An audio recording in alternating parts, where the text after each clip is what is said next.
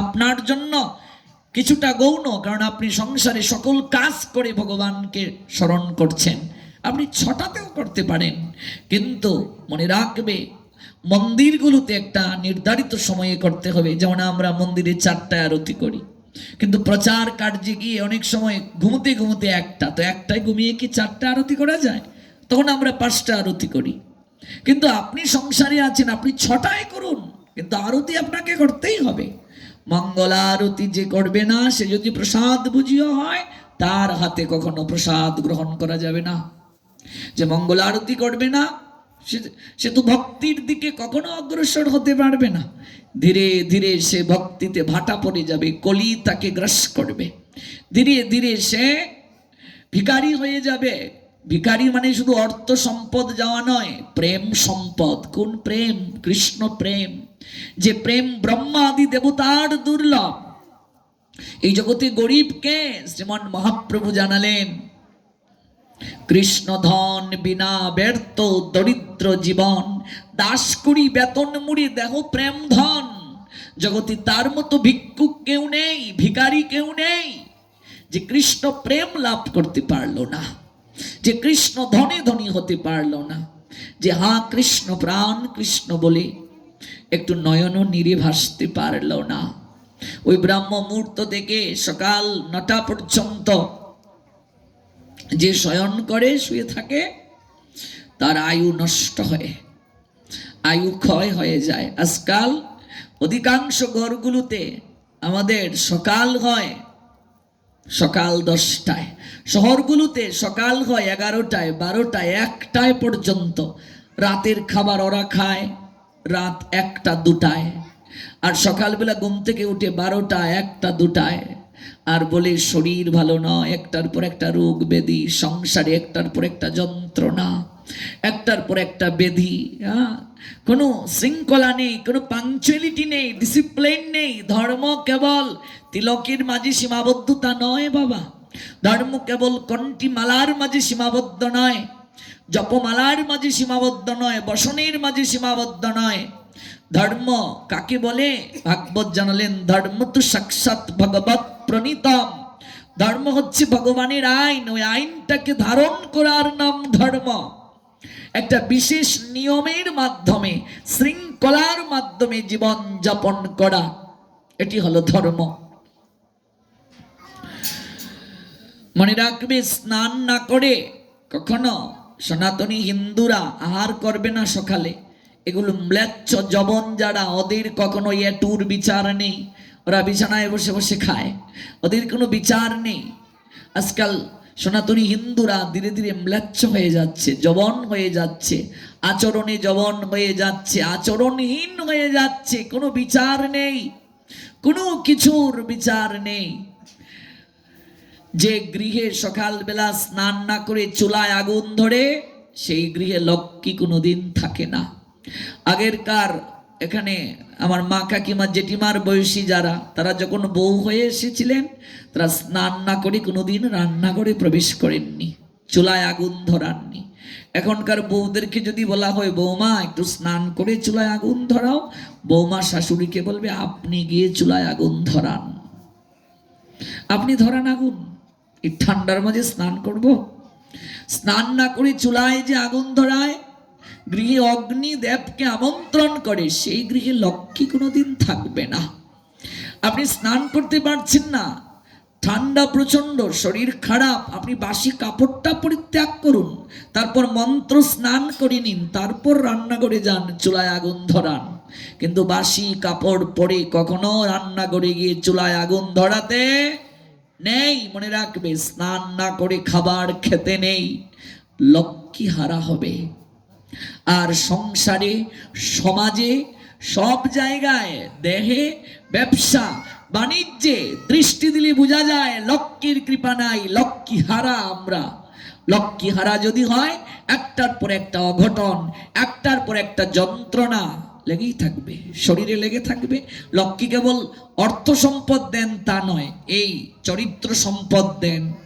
স্বাস্থ্য একটা সম্পদ, কি সম্পদ না? এটাও লক্ষ্মী প্রদান করেন। স্বাস্থ্য সম্পদ, চরিত্র সম্পদ, অর্থ সম্পদ, প্রেম সম্পদ, এটিও লক্ষ্মী দান করেন।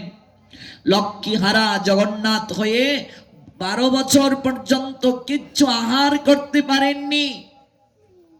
আজকাল বৃহস্পতিবারে আমরা লক্ষ্মীর ঘট পরিবর্তন করি, পাঁচালি পড়ি, অথচ পেঁয়াজ রসুনের গ্রান বৃহস্পতিবারেও চলছে রান্নাঘর থেকে। কি করে লক্ষ্মী থাকবে তোমার গৃহে? আর গান গাইছি, এসমা লক্ষ্মী বসো ঘরে, লক্ষ্মীর আর কাজ নেই, তোমার ঘরে গিয়ে বসবে। আমাদের ঘর রাখো আলো করে। লক্ষ্মী বলছে আলো করে রাখবো, আমি তো চাই আলো করে রাখতে, তোরাই তো অন্ধকারে রাখতে চাস। এই জন্য বৃহস্পতিবারে পেঁয়াজ রসুন গৃহী যারা, সংসারী যারা, তারা গ্রহণ করবে না। এমনিতেই তো আমাদের আহার শুদ্ধ থাকা আবশ্যক, প্রত্যেককেই ধীরে ধীরে আসতে হবে। আহার শুদ্ধ না হলে ভজন হবে না। কিন্তু একটা নিয়মের মাধ্যমে একটু একটু করে অগ্রসর যারা হতে চায়, বৃহস্পতিবারে কখনো মাছ মাংস খাওয়া যাবে না। বৃহস্পতিবারে শরীর সংযম রাখতে হয়, পেঁয়াজ রসুন খাওয়া যাবে না, লক্ষ্মীর কৃপা প্রাপ্তি হবে। রবিবারে মাছ মাংস খেতে নেই। কেন? এই পৃথিবীর জন্মটা হয়েছে রবিবারে, অক্ষয় তৃতীয়া তিথি রবিবার। পরমেশ্বর ভগবান শ্রী গোবিন্দ অর্জুনকে উদ্দেশ্য করে গীতার জ্ঞান দান করেছেন রবিবারে। আজ থেকে 5000 বছরের পূর্বে ভারতের হরিয়ানা রাজ্যের কুরুক্ষেত্রে সরস্বতী নদীর তীরে জ্যোতিষর নামক জায়গায় অগ্রহায়ণ মাস শুক্লপক্ষ মুখ্যদা একাদশী তিথি রোজ রবিবার গীতার জ্ঞান দান করা হয়েছে। গীতার জন্মবার রবিবার। রবিবার রবি দেবতার নামানুসারে, রবি কোন দেবতা? সূর্য। সূর্যের যদি কৃপা কেউ প্রাপ্ত না হতে পারে, তার সংসার অন্ধকারে ডুবে যায়। গৃহ যখন নির্মাণ করতে হয়, নির্মাণ করা হয়, তখন পূর্ব দিকটা যথাসম্ভব একটু খোলামেলা রাখা প্রয়োজন। তাহলে রবির আশীষ সে প্রাপ্ত হবে। আজকাল আমরা যে গৃহ নির্মাণ করি, অনেকেই বাস্তুশাস্ত্রটা মেনে আমরা করি না। বাস্তুশাস্ত্র সম্পর্কে অনেকের জ্ঞান থাকে না। বিশ্বকর্মা আমাদেরকে 10টি শাস্ত্র দিয়ে গেছেন বাস্তুর উপরে। যখন গৃহ নির্মাণ করবে, তখন সর্বপ্রথম যে পিলার দেবে, এটা কোন দিকে হবে? 10টা কোণের, 10টা দিকের আলাদা আলাদা অধিদেবতা আছেন। ঈশান কোণে সর্বপ্রথম পিলারটা দিতে হয়। ঈশানকে, ঈশান কার নাম? ঈশান কোণে যে আমরা পিলার দেই না বাবা, পুজো করে, ঈশানকে? মহাদেবের একটা নাম হচ্ছে ঈশান। যদি ঈশান কোণে সেফটি ট্যাঙ্কি হয়ে যায়, বাথরুম টয়লেট হয়ে যায়, রান্নাঘর হয়ে যায়, স্টোর রুম হয়ে যায়, তাহলে মহাদেবের তাণ্ডব শুরু হয়ে যাবে। মহাদেব যদি সংসারে তাণ্ডব করেন, সংসার ভালো থাকবে না। অশান্তির বীজ বপন করা হয়ে যায় ঈশান কোণে যদি কেউ বাথরুম টয়লেট সেফটি ট্যাঙ্ক ইত্যাদি করে। এই যে কোণগুলো আছে আমাদের, 10টা দিক, এই 10টা দিক কিংবা 10টা কোণের আলাদা আলাদা অধিদেবতা আছে। গৃহ নির্মাণের আগে যারা বাস্তুশাস্ত্র জানেন, এমন পণ্ডিতদের সঙ্গে আগে কথা বলতে হবে, তারপরে ইঞ্জিনিয়ারের সাথে কথা বলতে হবে। দেখবে গৃহ নির্মাণ করে গৃহস্বামী বেশি দিন সেই গৃহে থাকতে পারেন না। গৃহ নির্মাণের পর দেখবে সেই গৃহে একটার পর একটা অঘটন লেগে আছে। কারণটা কি? কোথাও না কোথাও ত্রুটি আছে। ওই সমুদ্র মন্থনের সময় যে বাস্তুদেব উঠেছিল, সেই বাস্তুর কোথায় কি পড়লো, যদি কপালে পড়ে যায়, পেটে পড়ে যায়, বুকে পড়ে যায়, নাসিকায় পড়ে যায়, চোখে পড়ে যায়, হাতে যদি পড়ে যায় পিলার, এগুলো অনেক বিচার বিশ্লেষণ আছে। কোমরটা কিভাবে হবে, পিছনটা কোন দিকে রাখবে, এগুলো আমরা কেউ জানি না, জানার চেষ্টাও করি না। এগুলো আমরা অনেকেই জানি না। যে যেভাবে পারি এখন ঘর তৈরি করছে, বাড়ি তৈরি করছে, মন্দির তৈরি করছে। কোন দিকে ভগবান মুখ করে থাকবেন, কোন দিকে ভগবানকে প্রণাম দেব, শক্তিকে কোন দিকে প্রণাম দেব, মন্দিরের মুখটা কোন দিকে হবে।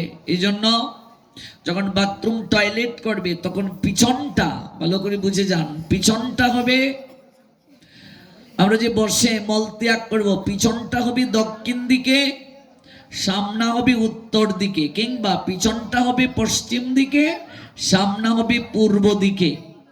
এ হচ্ছে টয়লেট এর কমোডটা বসানোর নিয়ম। এবং যদি বাস্তু দোষ থেকে যায় তাহলে সেখানে অনেক বিপদ থাকবে। বাড়ি তৈরি করার সময় পূর্ব দিকটা একটু খোলামেলা রাখা ভালো। রবির আশিস প্রাপ্তি হবে। রবি হলো সূর্যদেব। এই পৃথিবীতে যা কিছু হচ্ছে সকল কিছু সূর্যদেবের একটা বিশেষ কৃপায়। সূর্যকে ভগবান সেই শক্তি দিয়ে রেখেছেন। সকল দেবতারা ভগবানের এক একটা শক্তির প্রকাশ। সূর্যদেব যদি না থাকতেন তাহলে কোনো কিছুই হতো না, এমনকি বংশ বিস্তারও হতো না। রবির কিরণে কিংবা সূর্যের কিরণে শাক সবজি উৎপাদিত হয়। উদ্ভিদকুল পাতার মাঝে ক্লোরোফিল নামক পদার্থের দ্বারা খাদ্য তৈরি করে। শস্য আদি অন্ন দ্রব্যাদি উৎপাদিত হয় রবির কিরণে অর্থাৎ সূর্যের কিরণে। এই অন্ন গ্রহণের কারণে পুরুষের বীর্য হয়, নারীর রজ হয়, রজ বীর্যে সন্তানের জন্ম হয়। সূর্যের যদি কিরণ না থাকতো, সূর্যদেব যদি অধিষ্ঠিত না হতেন তাহলে সকল কিছু স্থবির হয়ে যেত। বিশ্বের এমন অনেক দেশ আছে যে দেশগুলোতে ওরা 15 দিন 20 দিন 1 মাস সূর্যদেবের ওরা মুখ দেখে না, দর্শন করতে পারে না। গবেষণায় দেখা গিয়েছে প্রতিদিন কমপক্ষে সকাল বেলা 1.5 থেকে 2 ঘন্টা একজন মানুষকে শরীরের মাঝে সূর্যের কিরণ লাগাতে হয়, সূর্যের তাপ। আর বিকেল বেলা সূর্য থেকে ভিটামিন ডি প্রাপ্ত হওয়া যায়। আজকাল একটা গবেষণায়, স্বাস্থ্য গবেষণায় দেখা গিয়েছে 100 জনের মাঝে 80 জন ভিটামিন ডির অভাবে ভুগছে। যারা গাড়িতে এসি ব্যবহার করে, বাড়িতে এসি ব্যবহার করে, কোনোদিন রৌদ্রের মাঝে যায় না, এমন অনেক লোক যাদের রোগ প্রতিরোধ ক্ষমতা অনেক কমে গেছে। এই যে করোনার সময়ে একটা গবেষণায় দেখা গেল সবচেয়ে বেশি করোনায় আক্রান্ত হয়েছে সেই সকল ব্যক্তিরা যারা কায়িক পরিশ্রম করে নাই, যারা কঠোর পরিশ্রম করে নাই, কেবল বসে বসে রয়েছে আর এসিতে থেকেছে। গাড়িতেও এসি, বাড়িতেও এসি, কোনো কায়িক শ্রম করে না। যারা হাটে মাঠে পথে প্রান্তরে কাজ করে, জমিতে যারা কাজ করে, আচ্ছা বাবা, ধান যারা রোপণ করে, জমির আইল যারা কাদামাটির মাঝে বাঁধে, ওরা যখন হাত ধোয়, হাত ধুয়ে যাই খাচ্ছে, ওরা কি এই হ্যান্ড ওয়াশ দিয়ে ভালো করে হাত ধুয়ে তারপর খায়? খায় না। কোনো ক্রমে হাতটা ধুয়ে যাই পেল সব গপ গপ করে অন্ন খাচ্ছে। তাদের তো এত রোগ ব্যাধি নেই, এত ভাইরাস ব্যাকটেরিয়া, এত হাত ধোয়ার পরও বড় বড় ধনাঢ্য ব্যক্তিরা যারা কায়িক শ্রম করে না, ঘরের ভিতরে বসে থাকে, ওদের এত কিছু করার পুরো রোগ ব্যাধি যন্ত্রণা। আর আমরা দেখেছি গ্রামাঞ্চলে কনকনে ঠান্ডার মাঝে চারিদিকে কুয়াশা, লাঙ্গল জোয়াল গরু নিয়ে মাঠে যে গিয়েছে আমাদের বাপ কাকা জেঠারা গ্রামের, আমরা দেখেছি তাদের তো এত রোগও নাই, ব্যাধিও নাই, যন্ত্রণাও নাই। 80 বছরের দাদু এখনো গ্রামে দেখা যায়। যে পরিমাণে শরীরে বল শক্তি, আমরা যে ইয়াং পোলা নাতির বয়সী, আমরাই তাদের কাছে গিয়ে দাঁড়াতে পারি না। কারণটা কি? এই যে কায়িক শ্রম যারা করে না, রোগ ব্যাধির বীজ তারা বপন করায়। আজকাল এই বিজ্ঞানের তথা প্রযুক্তির উন্নয়নে আমরা দিন থেকে দিন অলস হয়ে যাচ্ছি। ঘর থেকে বের হলেই রিক্সা ছাড়া চলতে পারি না। আমরা একটু হাঁটি না, কিন্তু হাঁটা যে কত দরকার। যারা জীবনে কোনোদিন ভগবানের সামনে গিয়ে একটু নৃত্য করে না, কেমন একটু মন্দিরে যায় না, হেঁটে সাধুর সঙ্গে যায় না,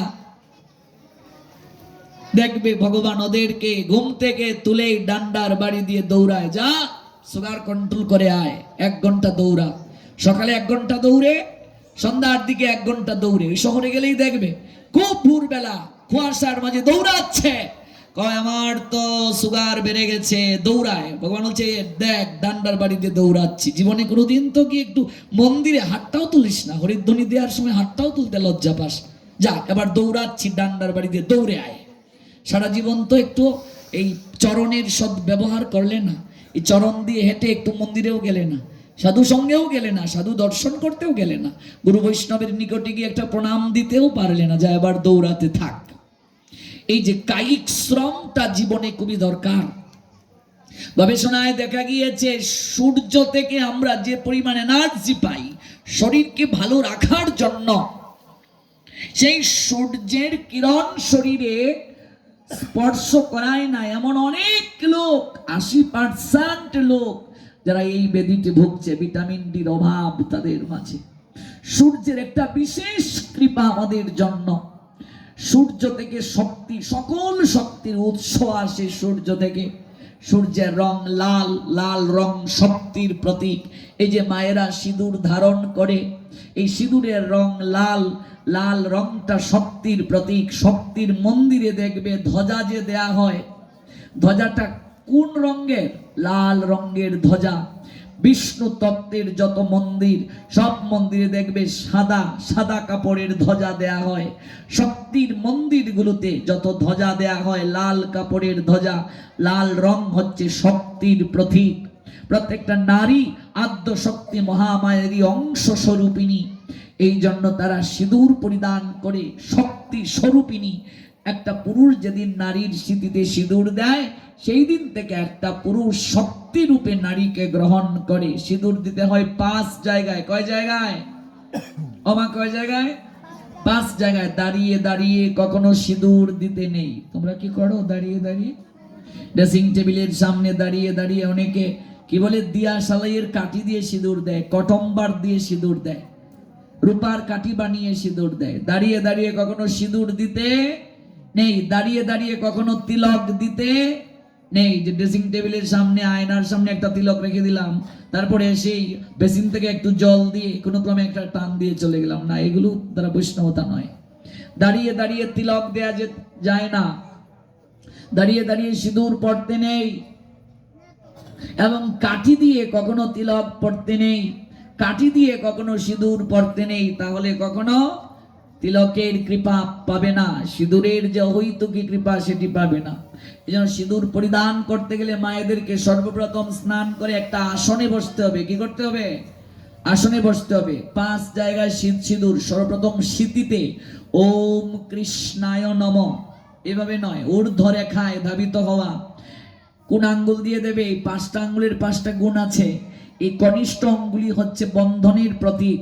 এই জন্য দেখবে রাত্রি দ্বিতীয়া তিথিতে বোনেরা ভাইদের কপালের মাঝে যে ফুটা দেয়, ভাই ফুটা, এটা দেখবে কনিষ্ঠ অঙ্গুলি দিয়ে। ভাইয়ের ফুটালে কপালে দিলাম ফুটা, জমের দুয়ারে পড়লো কাটা, যমুনা দেয় জমকে ফুটা, আমি দিলাম আমার ভাইকে ফুটা। কোন আঙ্গুল দিয়ে দেয়া হয়? এই আঙ্গুল কেন? বাকি এত আঙ্গুল থাকতে এই কনিষ্ঠ অঙ্গুলিটা কেন বোনেরা ব্যবহার করছে? এটা বন্ধনের প্রতীক। ভাই ভগিনীর বন্ধন যেন, সম্পর্কের বন্ধন যেন নষ্ট না হয় কোনোদিন। বিবাহের পর দেখবে বধূয়ার কনেকে, অর্থাৎ বরার বধূকে এই কনিষ্ঠ দুটো অঙ্গুলি দিয়ে এমন করে দিয়ে তার মাঝে একটা রুমাল বা গামছা দিয়ে বেঁধে দেওয়া হয়, এ বন্ধন যেন ছিন্ন না হয়। কনিষ্ঠ অঙ্গুলি হচ্ছে বন্ধনের প্রতীক। বৃদ্ধ অঙ্গুলি বিজয়ের প্রতীক। এই 5টা অঙ্গুলির 5টা গুণ আছে। আমরা এগুলো তত্ত্ব জানি না। গীতা বুঝতে গেলে, ভাগবত বুঝতে গেলে তত্ত্বটা জানতে হবে। তত্ত্ব না জানলে কিছুই লাভ হবে না। ভগবান জানালেন গীতার 4th অধ্যায়ের 9 নং শ্লোকে, জানো অর্জুন, আসা যাওয়া কখন বারণ হবে? তখনই বারণ হবে যখন আমার লীলা, আমার জন্ম কথা, আমার কর্মাবলী সকল কিছু তত্ত্বগতভাবে জানতে পারবে। জন্ম কর্ম চমে দিব্যম এবং ইয়া ব্যক্তি তত্ত্বতঃ ত্যক্তা দেহম পুনর্জন্ম নয়েতি মামেতি সর্জুন। আমার জন্ম কর্ম সকল কিছু তত্ত্বগতভাবে জানো। যদি তত্ত্বগতভাবে জানতে পারো তাহলে আসা যাওয়া বারণ হবে। এই 5টা অঙ্গুলির 5টা গুণ আছে। বৃদ্ধ অঙ্গুলি হচ্ছে বিজয়ের প্রতীক। এজন্য যুদ্ধে যাওয়ার পূর্বে কিংবা দেখবে বিবাহে যাওয়ার পূর্বে তখন বৃদ্ধ অঙ্গুলি দিয়ে এমন করে দেয়া হয়। দেখেছো তো? যুদ্ধে যাওয়ার সময় এরকম করে দেয়া হয়। এটা হচ্ছে বিজয়ের প্রতীক। ক্ষত্রিয়রা রক্ত দিয়ে ললাটের মাঝে বিজয়ের ফুটা অঙ্কিত করে দিত। যাও যুদ্ধে যাও, ক্ষত্রিয়রা যেত হর হর মহাদেব এই বলে এমন করে বিজয়ের ফুটা ললাটে অঙ্কিত করে ওরা যুদ্ধে যেত। এই পেলাম এই দুটো অঙ্গুলির মহিমা। এই যে আরো 3টি অঙ্গুলি রইল, তাদের মাঝে আলাদা আলাদা মহিমা আছে। এটি হচ্ছে ক্রোধের প্রতীক। দেখবে জপমালায় জপ করতে এই অঙ্গুলিকে আমরা জপমালার বাহিরে রাখি, রাখি কি রাখি না? এর দোষটা কি? ওকে সমাজের বাহিরে করছে কেন? হ্যাঁ, আঙ্গুল নামিয়ে কথা বল, এরকম বলা হয় কি হয় না? এটা ক্রোধের প্রতীক। এই অঙ্গুলি রাধারানীর লীলায় ব্যাঘাত ঘটিয়েছিল, এই জন্য এই অঙ্গুলিটা বাহিরে রাখা হয়। এই দুটো অঙ্গুলি দিয়ে তিলক কিংবা সিঁদুর পরিধান করা যায়। এটি হচ্ছে মুখ্যের প্রতীক, কেমন? শ্রীবর্ধনের প্রতীক। এই জন্য তিলক এই অঙ্গুলি দিয়ে দিতে হয়, কাঠি দিয়ে কখনো তিলক দেয়া যাবে যাবে যাবে না। এই জন্য ঊর্ধ্ব রেখা, দেখো আমরা যেটা পরি তিলক, এটাকে বলে ত্রিপুণ্ড নয় ঊর্ধ্বপুণ্ড। এটা কি?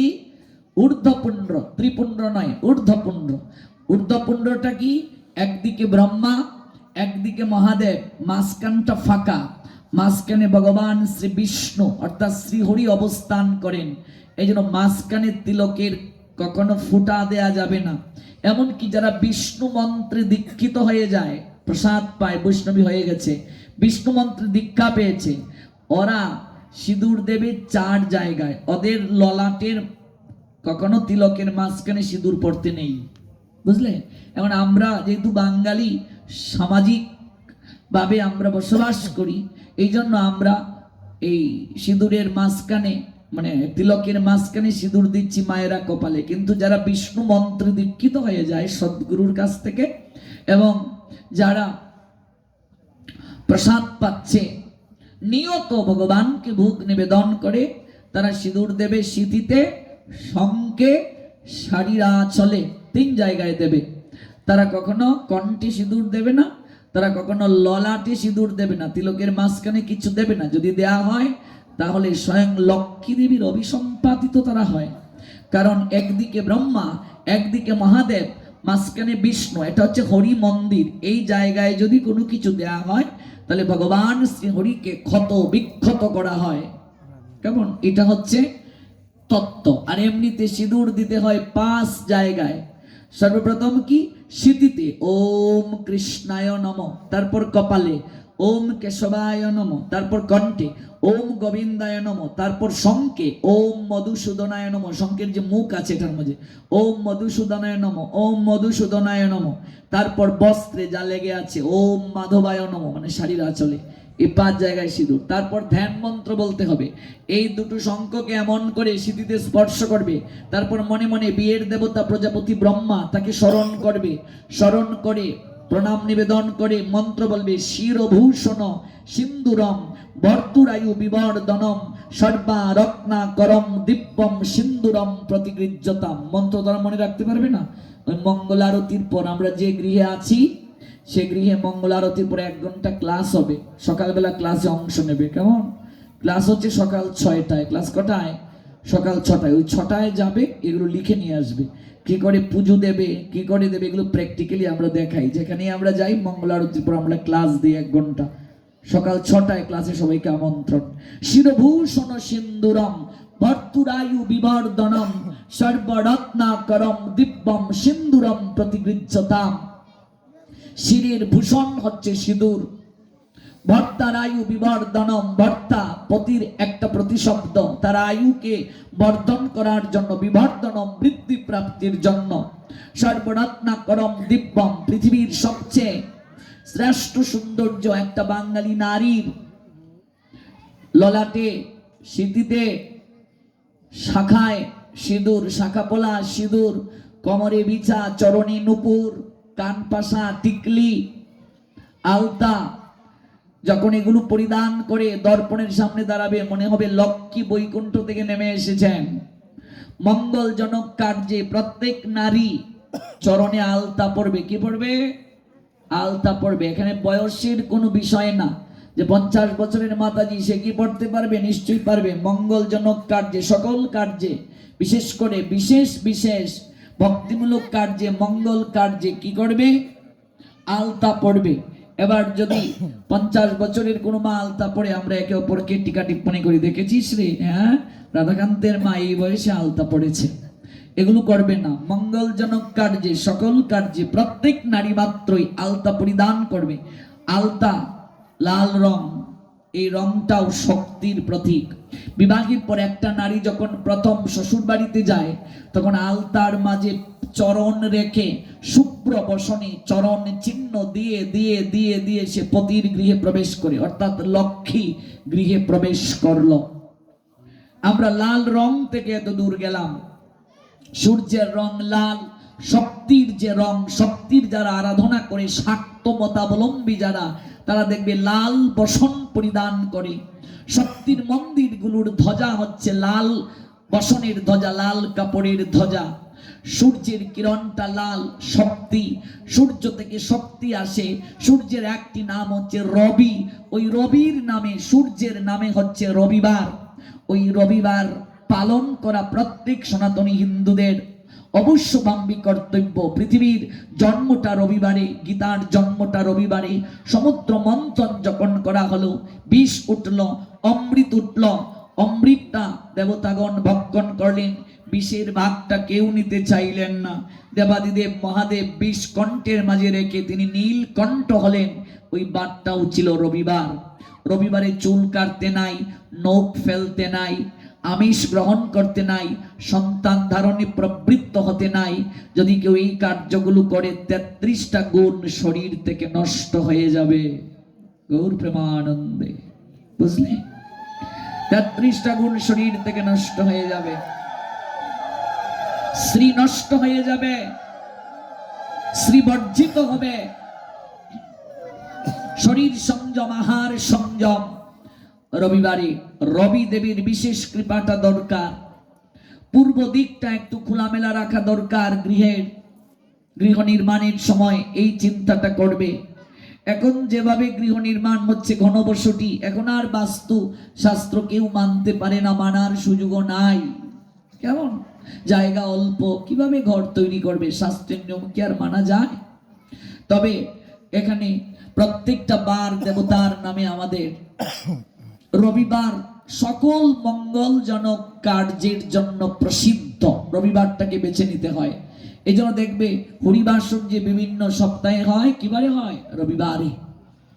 রবিবার রবি দেবতার নামানুসারে রবির কৃপাটা খুবই দরকার। সূর্য আমাদের জীবনে আশীর্বাদ। সূর্য ব্যতীত সকল কিছু স্থবির হয়ে যেত, কোনো কিছুই লাভ সম্ভব হতো না। শনিবার শনি দেবতার নামানুসারে রবিবার রবি দেবতা, সোমবার সোম দেবতা, মঙ্গলবার মঙ্গল দেবতার নামানুসারে বুধবার বুধ দেবতা, বৃহস্পতিবার দেবতার গুরুদেব বৃহস্পতির নামানুসারে, আর শুক্রবার অসুরদের গুরু শুক্রাচার্যের নামানুসারে। কলিযুগের প্রথম বার ছিল শুক্রবার। কেমন? এই জন্য 7 বারের মাঝে রবিবার সবচেয়ে প্রসিদ্ধ। রবিবারে সকল কার্য, সকল ধর্মের আচার অনুষ্ঠান সনাতনী হিন্দুরা প্রতিপালন করে থাকেন। রবিবারে আহার শুদ্ধ থাকাটা আমাদের দরকার।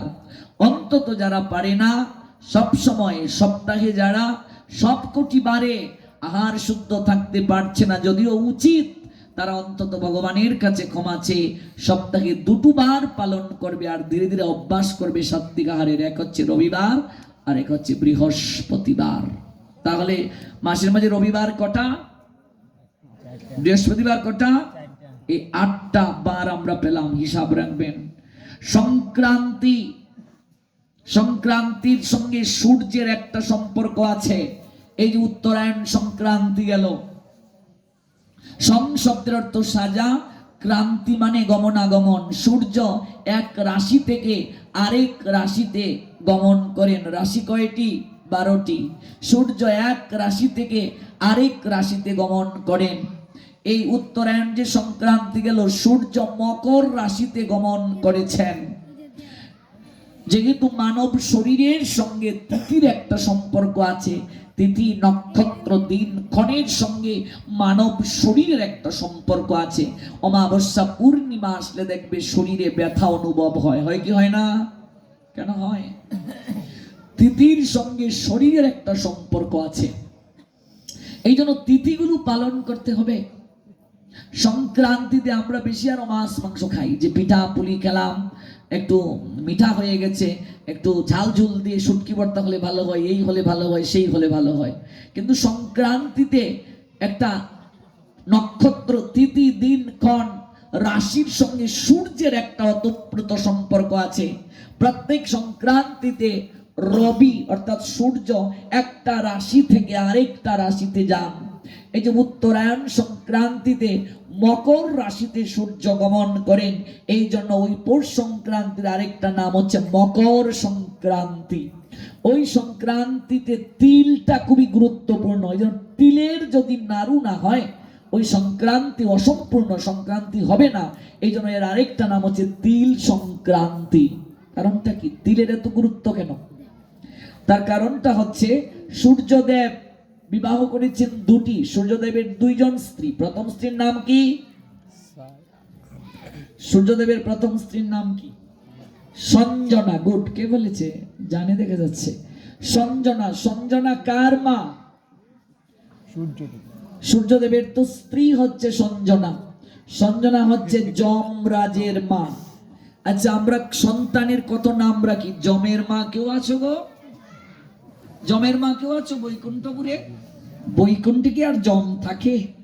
আমরা যখন এই ইন্টারনেটে প্রোগ্রামটা দিলাম তখন সবাই বলছে বৈকুণ্ঠপুর, ওরে বাপরে, বৈকুণ্ঠে যাওয়ার জন্য মানুষের এত সাধনা, এত আরাধনা, আর ওরা বৈকুণ্ঠে থাকে। আপনারা কত সৌভাগ্যবান, আপনার সঙ্গে বৈকুণ্ঠে আছেন। বৈকুণ্ঠপুর ভাবলেন, বৈকুণ্ঠে কে থাকে গো? ভগবান শ্রী নারায়ণ। আপনাদের আর ভয় কিসের? আপনাদের গ্রামে তো ভগবানের বসবাস। আপনাদের ওই গ্রামটার যে নাম, এই নামটা মুখ দিয়ে উচ্চারণ করলেই মঙ্গল হয়ে যাবে। উচ্চারণ করার সঙ্গে সঙ্গে মঙ্গল। প্রমাণ কি? একটা প্রমাণ দেই। আপনারা আবার ভাববেন না যে ব্রহ্মার লীলা শুরু করলেন, এটা তো শেষ করলেন, আমি ঘুরে ফিরে আবার আসবো। শুনতে থাকুন। একটা বিষয় ব্যাখ্যা করতে তো অনেক প্রসঙ্গ আসে, এই প্রসঙ্গগুলো শ্রবণ করিয়ে আমি আবার মূল জায়গায় যাই। এটা আমার আলোচনার বৈশিষ্ট্য, শুনতে হবে। রাধারানীকে তার সখীরা প্রশ্ন করেছেন,